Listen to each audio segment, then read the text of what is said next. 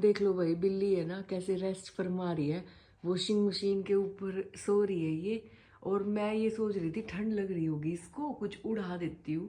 मैंने washing machine के ऊपर है ना मुकुल की गदेली होती है, गुदड़ी जो होती है वो ढक रखी है। हाँ ठीक है। तो मैं ये सोच रही थी कि इसको है ना इसके ऊपर भी कुछ उड़ा देती हूँ, पर ये भाग जाएगी उठ के। मैं इसीलिए ओ वो अंगड़ाई तोड़ रही है बिल्कुल। भाई व्लॉग में अपनी शक्ल दिखानी थी इसको।